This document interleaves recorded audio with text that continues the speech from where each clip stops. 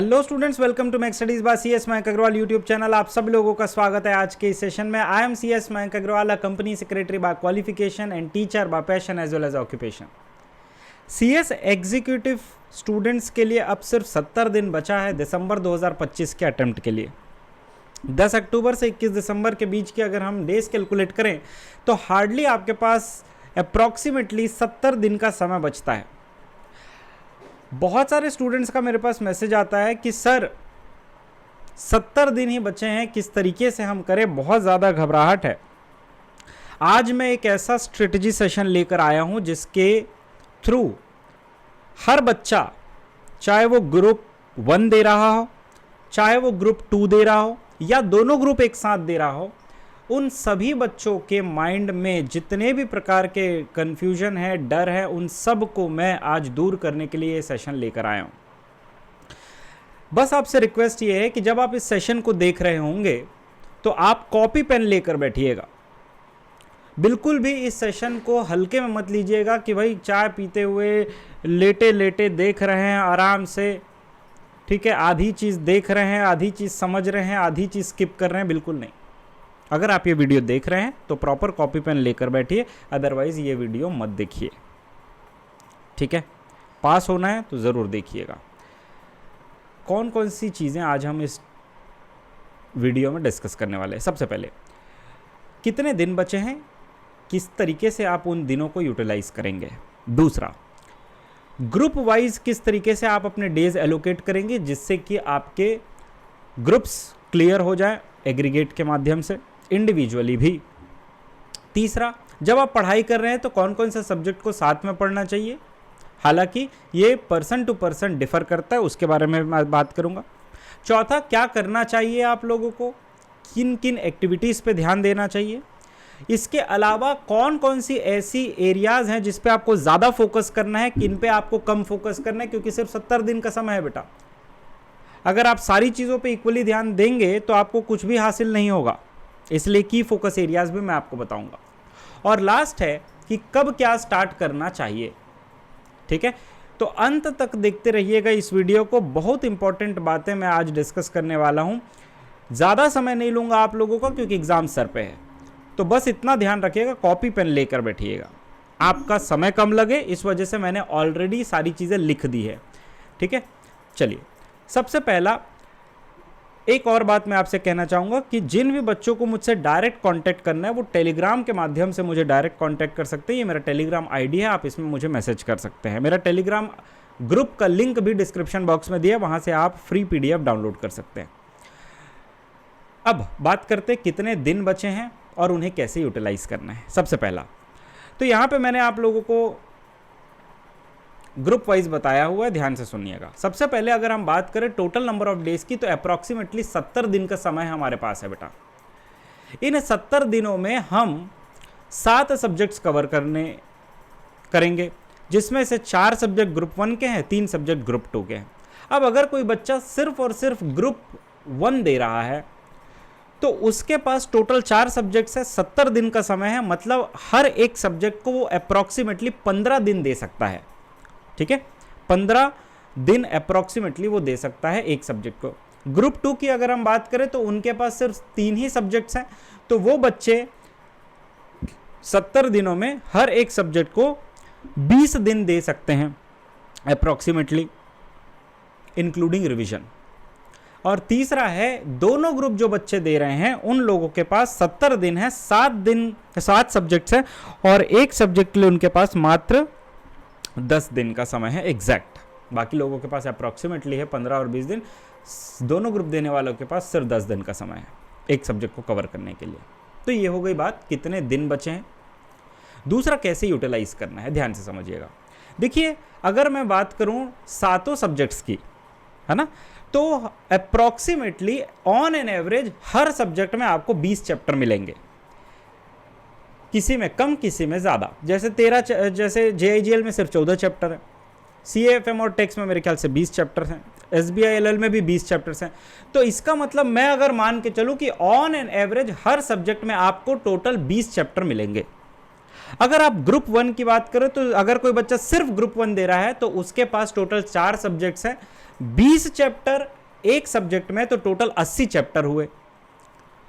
70 दिन का समय है तो हर दिन उसको मात्र 1.5 चैप्टर करना है मेरे दोस्त। अब आप सोचिए, ये 1.5 चैप्टर करना बहुत ज़्यादा मुश्किल काम नहीं है अगर आपके पास 70 दिन का समय है और आपके एग्जाम सर पे हैं तो। प्रेशर में तो बच्चा 2-2, 3-3 चैप्टर कवर करता है, लेकिन ये जो 1.5 चैप्टर आप कवर करेंगे, ये इस तरीके से कवर करेंगे कि इसके बाद आपको वो चैप्टर दोबारा देखने की जरूरत ना हो। मतलब उस 1.5 चैप्टर को अगर आप एक दिन में कवर कर रहे हैं तो उसका reading, revision, second time revision, third time revision, test वगैरह सब कुछ इतने बेहतरीन तरीके से हो जाए कि आपको दोबारा देखने की जरूरत नहीं हो। लेकिन ये प्रैक्टिकली पॉसिबल तो है नहीं कि भाई अगर हम आज कर लेते हैं ग्रुप 1 का, अगर आज हम एक पर्टिकुलर दिन पे 1.5 चैप्टर कर लेते हैं तो हमें 70 दिन के बाद भी वो चैप्टर याद रहेगा। तो यहाँ पे मैंने आपको बताया था स्पेस्ड रिवीजन। ये जो मैंने आपके लिए जो गाइडलाइन तैयार की, ये जो स्लाइड आप देख रहे हैं, ये सिर्फ और सिर्फ एक गाइडेंस प्रोवाइड करता है आपके दिमाग को शांत करने के लिए कि भाई अभी भी 70 दिनों में भी आप बर्डन फ्री तरीके से, फ्री माइंडसेट के साथ पढ़ सकते हैं।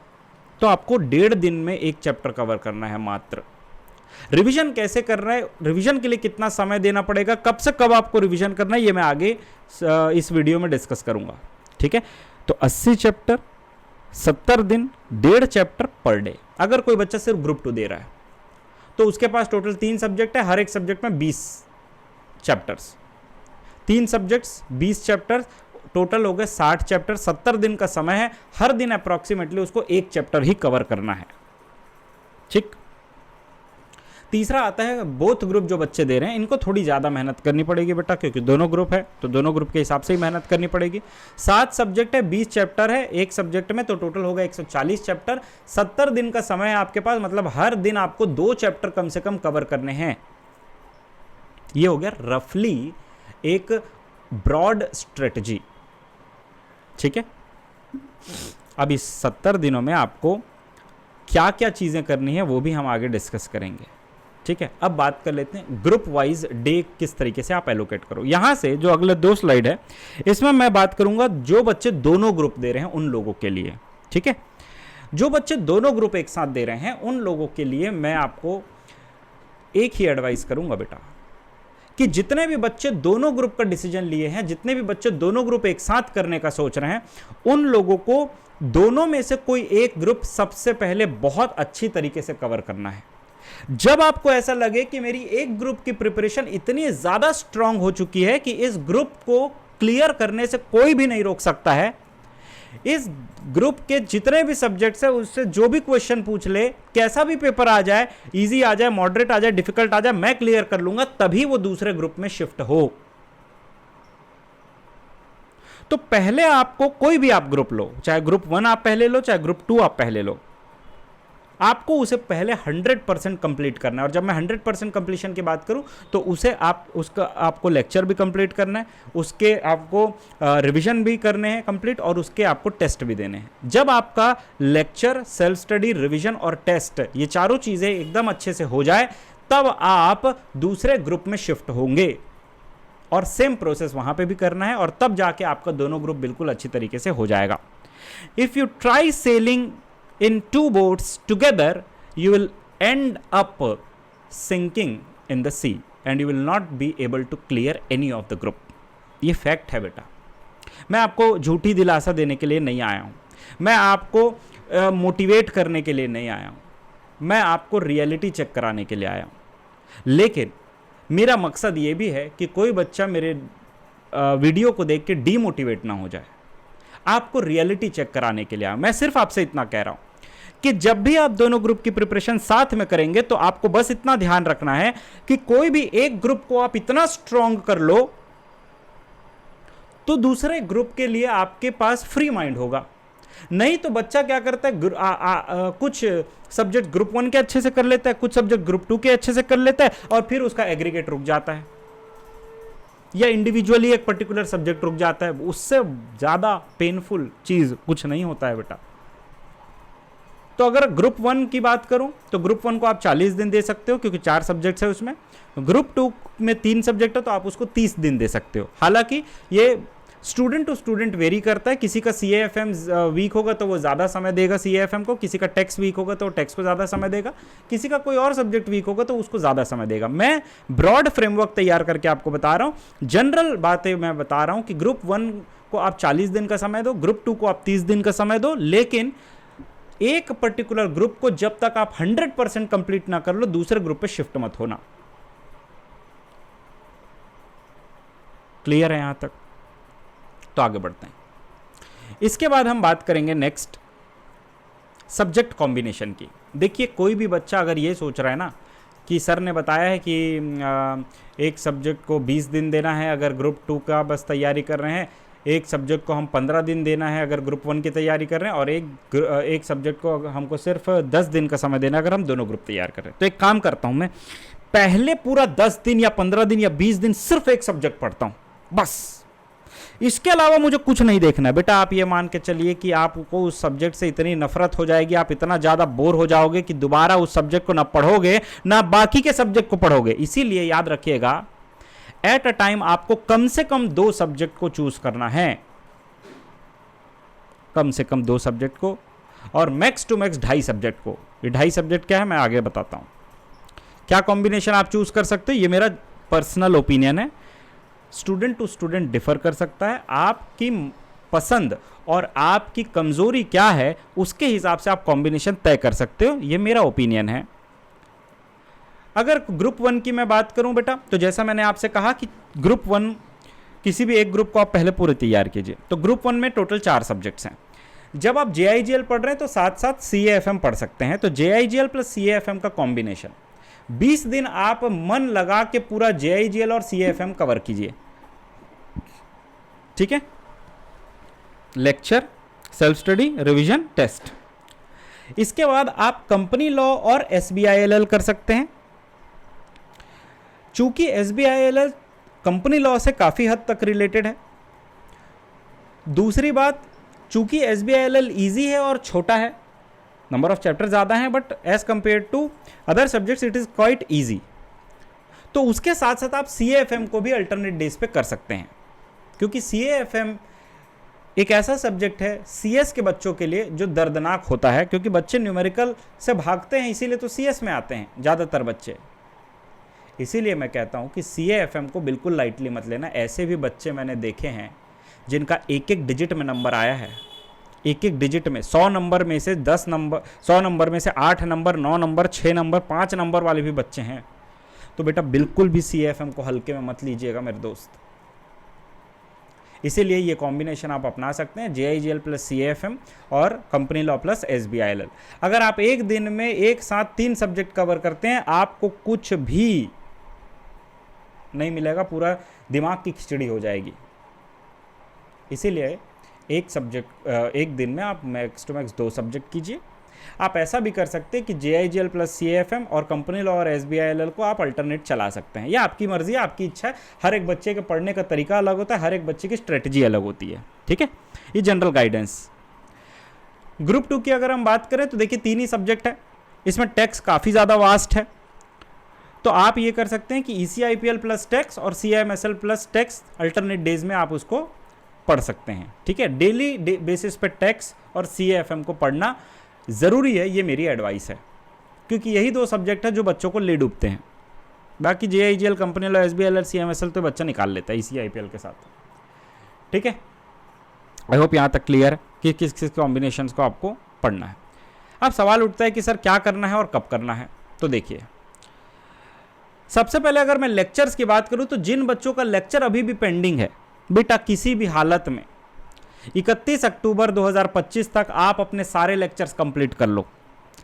दिवाली में कम पटाखे फोड़ने पड़े या दिवाली में कम मिठाई खाना पड़े, कुछ सेक्रीफाइस करना पड़े, कुछ भी करके आप 31 अक्टूबर 2025 तक या मैक्स टू मैक्स 5 नवंबर 2025 तक आप अपने सारे लेक्चर्स कंप्लीट कर लीजिए बेटा, किसी भी हालत में।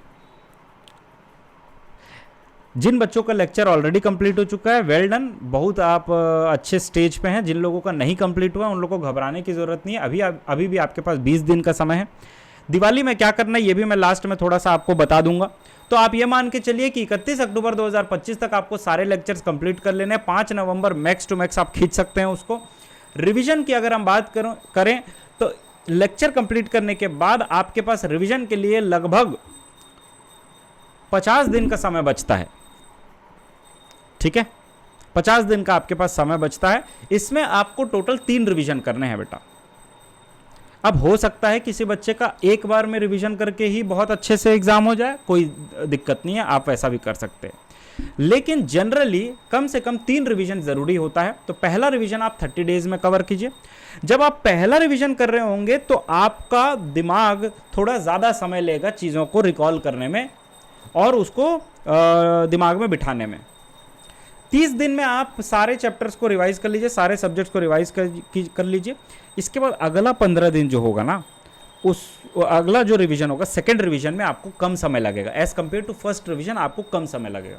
तो वो 15 दिन में आपका सेकेंड रिवीजन भी हो जाएगा।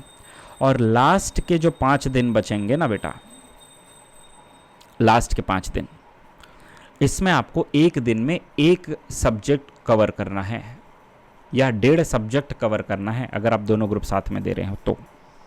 अगर एक ग्रुप दे रहे हो तो हार्डली आपको एक दिन में एक सब्जेक्ट कवर करना है। मैं ऐसा क्यों कह रहा हूँ, क्योंकि बेटा जब आपका एग्ज़ाम होगा ना तब आपके पास एक दिन का ही समय बचेगा। और जब आप एग्ज़ाम के पहले ये हैबिट डाल लेंगे कि मेरा थर्ड रिवीजन एक दिन में पूरा सब्जेक्ट एक बार रिवाइज हो चुका है, तो आपको एग्ज़ाम के दिन जो एक दिन की छुट्टी मिलती है ना, उसमें घबराने की ज़रूरत नहीं है। हाँ, अगर कोई दोनों ग्रुप एक साथ दे रहा है बेटा तो उसके लिए तो एक दिन का समय भी नहीं मिलता है, हार्डली 5 से 6 घंटा का समय मिलता है, 8 घंटा समय मिलता है, उसमें ही आपको सारा प्रिपरेशन करना है। मैंने CS एग्जीक्यूटिव दोनों ग्रुप एक साथ दिया था और फर्स्ट अटेम्प्ट में ही दोनों ग्रुप क्लियर किया था with exemptions in company law. तो आप ये and more than 50+ marks in 3 to 4 subjects. तो आप ये ध्यान में रखिएगा बेटा कि दोनों ग्रुप को एक साथ क्लियर करना पॉसिबल है, प्रोवाइडेड आप राइट स्ट्रेटजी फॉलो कीजिए। अगला है टेस्ट। बिना टेस्ट के अगर आप सोचते हैं कि एग्ज़ाम क्लियर हो जाएगा तो नहीं होगा। एक्सेप्शन हर चीज़ का होता है, अगर किसी बच्चे का क्लियर हो जाता है वो अलग बात है। मैंने किस तरीके से क्लियर किया है, मैंने सिर्फ और सिर्फ रेगुलर बेसिस पे पढ़ाई, 3 टाइम्स रिवीजन और सबसे इंपॉर्टेंट टेस्ट। 15 नवंबर से 30 नवंबर के बीच में आप टेस्ट लिखना शुरू कीजिए फुल लेंथ। साल भर में आप, मुझे नहीं पता कि साल भर में आपने चैप्टर वाइज टेस्ट दिया है या नहीं दिया है, लेकिन आप ये मान के चलिए कि 15 नवंबर तक आप अपना फर्स्ट रिवीजन पूरी तरीके से कंप्लीट कर लीजिए और 15 नवंबर से 30 नवंबर के बीच में आप टेस्ट दीजिए। इससे होगा क्या, जब आप टेस्ट दे रहे होंगे ना, तो टेस्ट देने के बाद आपको अपनी कुछ कमियां पता चलेगी कि भाई ये पर्टिकुलर चैप्टर का ये प्रोविजन मेरे को ढंग से याद नहीं है। तो फिर आप क्या करोगे, सेकेंड रिवीजन में उसको कवर करोगे, थर्ड रिवीजन में उसको कवर करोगे। 1 दिसंबर से लेके 20 दिसंबर तक आपको फाइनल रिवीजन करना है। आप इसमें प्रीवियस ईयर क्वेश्चंस देख सकते हो और प्रीवियस ईयर क्वेश्चंस को बस आपको रीड आउट करना है कि हाँ ये सारे क्वेश्चंस के मेरे को प्रोविजन याद आ रहे हैं कि नहीं आ रहे हैं। इस तरीके से अपने माइंड को क्या करोगे, सिर्फ और सिर्फ एक्सरसाइज करवाओगे कि सारी चीजें याद आ रही है या नहीं आ रही है। लिखने का काम आप 15 नवंबर से 30 नवंबर तक कंप्लीट कर लीजिएगा और 1 दिसंबर से लेके 20 दिसंबर तक आप उन सारे टेस्ट को रिवाइज कर लीजिए, आप PYQ एनालिसिस कर लीजिए, आप जो थोड़ी बहुत आपकी कमियां हैं उसको आप ब्रशअप कर लीजिए और फिर फाइनली एकदम रिलैक्स हो जाइएगा 21 दिसंबर को। क्लास 12th में मैथ्स के एग्जाम के लिए मात्र 2 दिन की छुट्टी थी और हमारा मैथ्स भयंकर वीक था। घर वालों ने जबरदस्ती मैथ्स दिलवा दिया था। साल भर तो मैथ्स पढ़े थे लेकिन कॉन्फिडेंस नहीं था, ऊपर से 2 दिन की छुट्टी, ऐसा लग रहा था कि क्या पढ़ें और क्या छोड़ें। सब कुछ छोड़ के रिलैक्स हो गए। रिलैक्स होने के बाद मैंने अपने मन में कहा कि सिर्फ फॉर्मूला देख के चले जाते हैं, जो होगा देखा जाएगा, जय माता दी।